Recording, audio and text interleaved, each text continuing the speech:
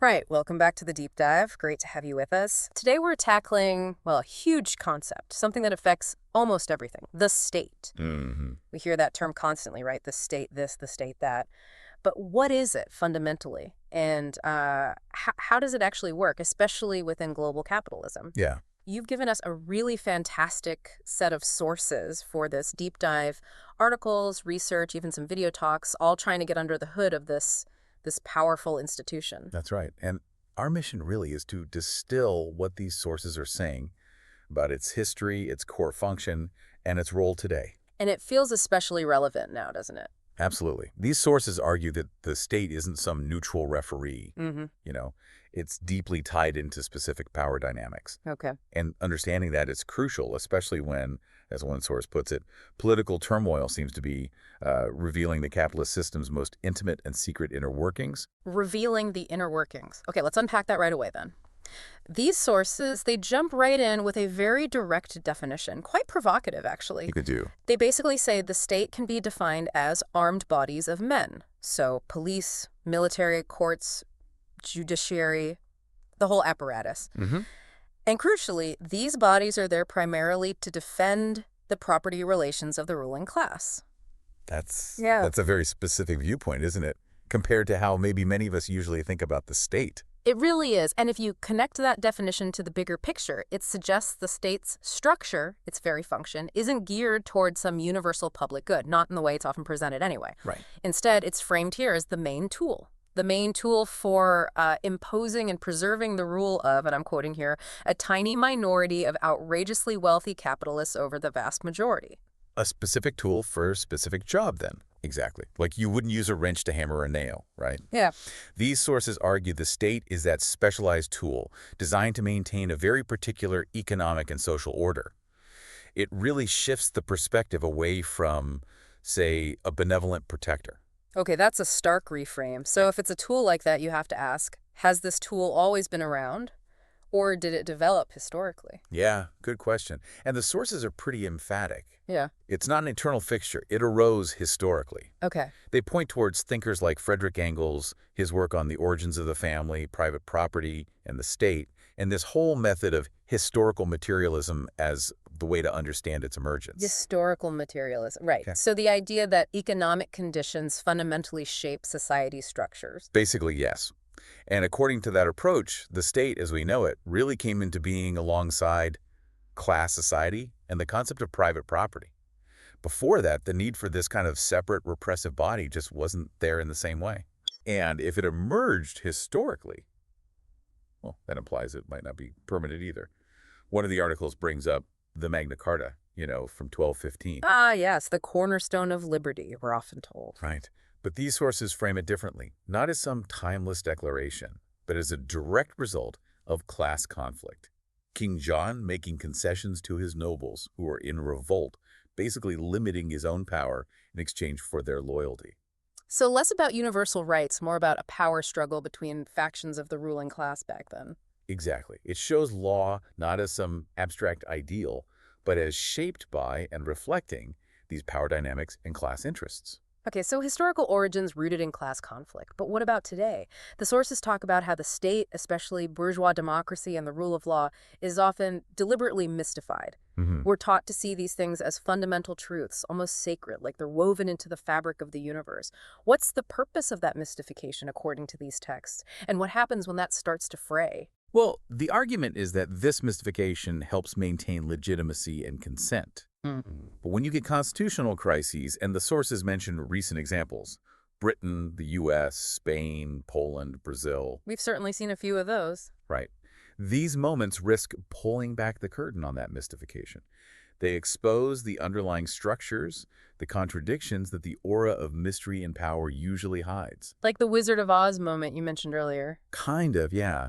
And one of the videos, the one titled Crime, Corruption, and Capitalism, The Crisis of the Bourgeois State, it discusses how these crises often bring scandals and corruption to light. Okay. And these aren't presented as just isolated incidents, a few bad apples. They're framed as symptoms of a deeper crisis within the bourgeois state itself, the state operating under capitalism. Mm. That really risks dispelling the aura, making the underlying interests more visible. And potentially eroding public trust, I imagine. Potentially, yes. Now let's shift a bit to economics. We often think of the state and the economy as, well, separate spheres. Maybe the state regulates a bit, but that's it. A hands-off idea, yeah. But these sources give some really compelling historical examples where they're deeply intertwined, like 1930s Italy. During the Great Depression, capitalists apparently desperately turned to the state for help. During the 1929 crash fallout. Yeah. And even under Mussolini's fascist regime, things like trade unions weren't independent workers' organizations at all. They were basically state-run instruments. Absolutely. Stripped of any real power for the workers themselves. Yeah. It challenges that neat separation. It really does. And look at Japan, too. Its path to capitalism was quite different from the sort of classical view you might get from, say, France or England, where a rising bourgeoisie led the charge. How so? In Japan, the state played a much more direct, top-down role in actually initiating and guiding capitalist development. It wasn't just responding, it was actively shaping. So these examples from Italy, Japan, they show the state isn't just a passive referee. Not at all. They demonstrate its instrumental role, actively shaping, supporting, sometimes even directly controlling economic structures to preserve a particular order, even if the path looks very different from country to country. Okay, so the state as an active economic player, often ensuring certain outcomes. Now, given everything we've discussed this definition, the history, the mystification, the economic role, it leads to some huge questions the sources raise directly. Like, can the existing state, the bourgeois state as they call it, actually be used by the exploited majority to fundamentally change society, to bring about revolutionary change? It's a critical question.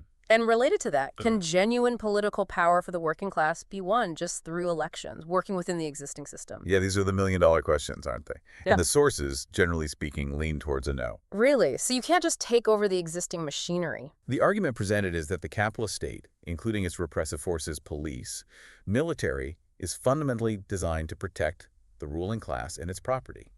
So it inherently stands in the way of a challenge to that dominance. Meaning it has to be dealt with differently. They argue it must be overthrown. They look at historical events like the 1917 Russian Revolution.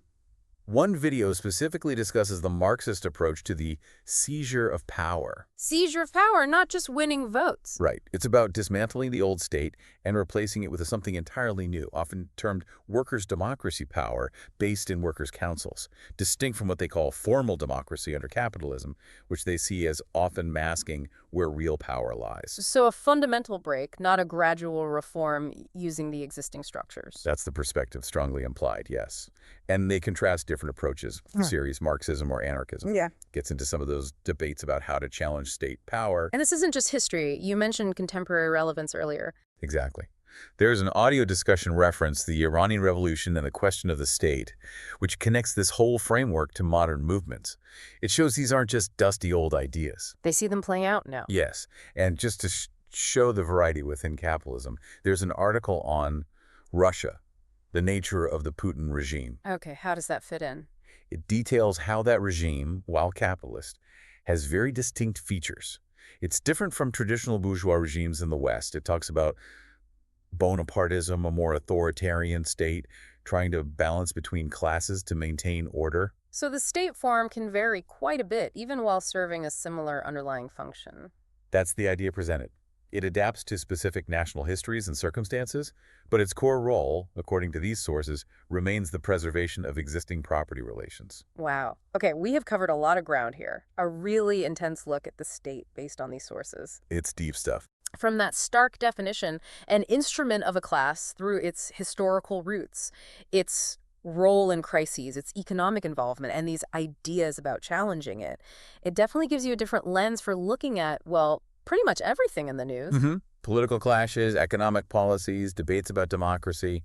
It reframes them. Absolutely. And connecting it all, this whole deep dive really pushes us, and hopefully you listening, to critically examine the institutions shaping our world. Yeah. It leaves us with a pretty profound question, doesn't it? Yeah. If the state's nature is, as these sources describe, intimately tied to class, designed to protect property, how does that change your understanding of power, of democracy, of the real possibilities for social change today? That is definitely something to mull over. A lot to think about there. Indeed. Gives you something to chew on long after this conversation.